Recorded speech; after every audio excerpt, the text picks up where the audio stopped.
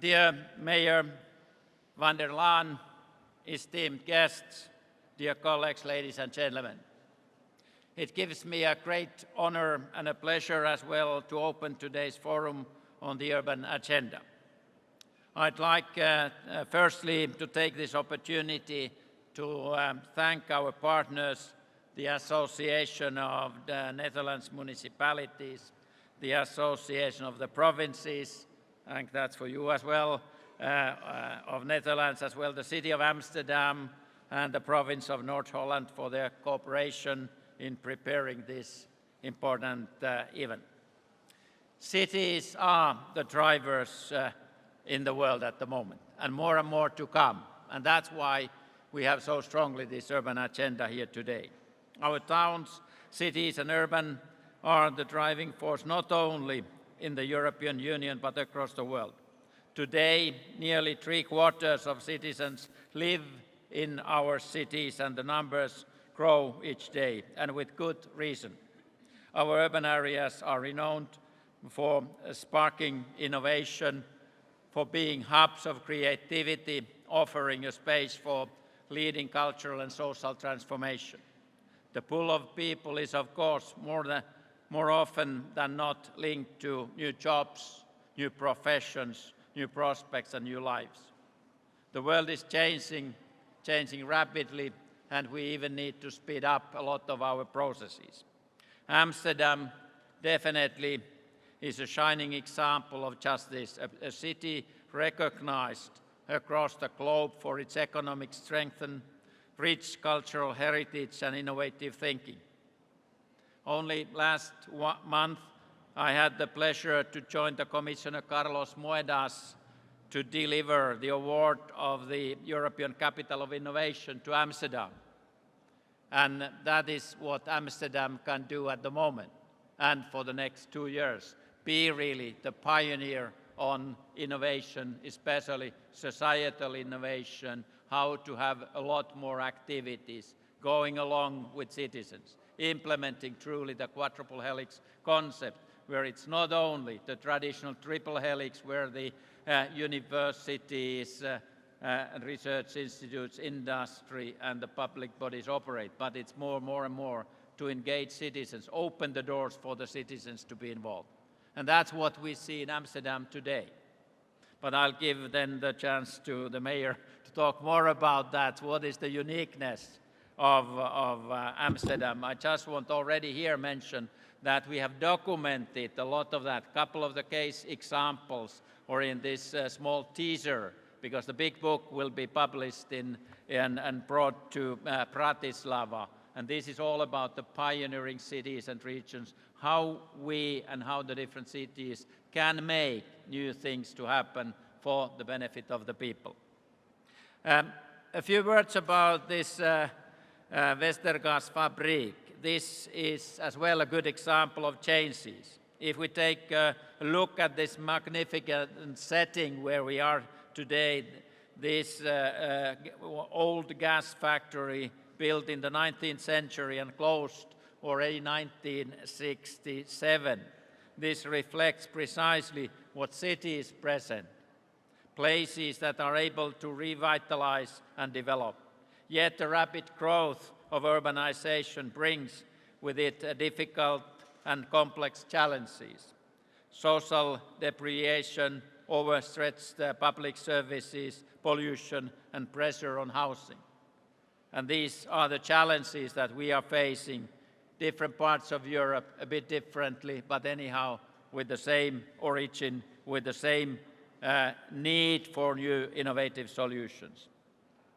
But as with this building, success lies in the ability to change and transform, to effectively respond to new challenges, despite the national and local differences that we see across Europe. Most of these challenges facing cities are shared. That's partly what we see today when we are moving more to sharing economy, collaboration economy. For me, the answer lies in one word: partnership. Sharing knowledge, co-creating policy, and working together is the only way forward if we are to find answers to some of these major societal challenges which we are facing all around. From climate change to community integration, we need to have a shift in mindset that takes an innovative approach to policy making. And from that, the urban dimension is so important part in this change and must be incorporated into every level of policy making and governance. We need to stretch the limit of our thoughts, expertise and skills. That also means looking past city boundary walls. We need to work with other cities and towns, whether they are nearby or in a different country. Again, partnerships. We need to look at the broader picture, taking into account the surrounding peri-urban and rural areas, which cities are so closely intertwined economically, socially and environmentally. The urban dimension cannot be thought of alone. This is why our committee has always championed the establishment of an urban agenda for the EU. In practice, this means taking an integrated approach to EU policy and legislation that affects our towns, cities and the urban areas. It's clear that there is a growing disillusionment in the EU, with many claiming that regulation restricts rather drives businesses and local governments. The urban agenda sets the EU down on a new road towards better, not more, regulation. This has been very much a priority of the Dutch presidency, and we are thankful for all the Dutch on this work that you have done. The urban agenda has offered a new model for EU policy making, and it will be more and more that. It's about a new start where we call for pioneering cities to take an action now when the agenda is not binding as such, but it's practically, mentally, it is binding, requesting the activities.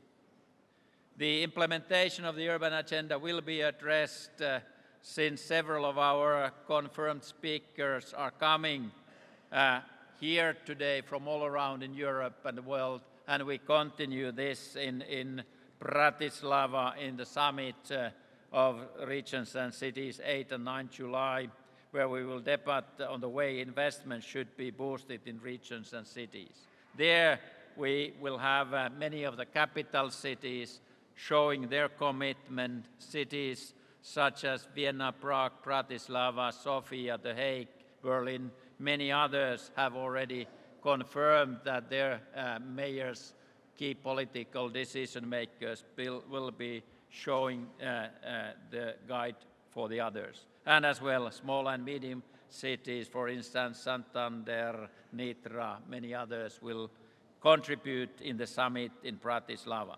I want to stress that now when we are here today, all together 500 representatives from local and regional authorities. So this is a process that we launch here, and the process that needs to have a lot of activities in the near future. And that's why Pact of Amsterdam, really a pact, a contract, it's more than just a paper, it's just more than just the opinion of all the member states, it's really the pact, and Pact of Amsterdam puts the frame for our future activities. Today's workshops will provide a platform to discuss fundamental questions of how cities can stimulate innovation and economic growth, how to create more jobs, how to make our cities sustainable, and how to overcome issues such as demographic change, the integration of migrants, and deliver more affordable housing. It will be an opportunity to explore how our cities and surrounding rural areas can better cooperate and what the urban agenda can and must do to help. This afternoon as well, the Dutch Minister for Interior and Kingdom Relations, Ronald Plasterk, and the Commissioner of Regional Policy, Corina Crețu, will join us to report back on the outcome of today's ministerial meeting and discuss what must be done to bring the urban agenda to life. Something that has been the focus of our report, skillfully led by our colleague, CoR member Ella Dunger-Löper. Thank you, Ella, and thank you for the team that has worked to get this done and documented our own perspectives in our opinions, and now which are then many of them are now concretely here that we are facing. Let me conclude that today's discussions and the Pact of Amsterdam will only be the start. We at the committee have had some concerns about the level of ambition shown in the final pact. Nevertheless, the approach has been taken in launching the urban agenda, and that's right.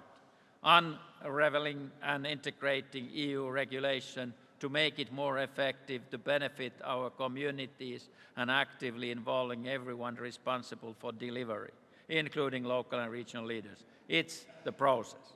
We are now needed to make our roads clear, and road mapping starts here, and that's why different parallel workshops are so crucial part of today's activities.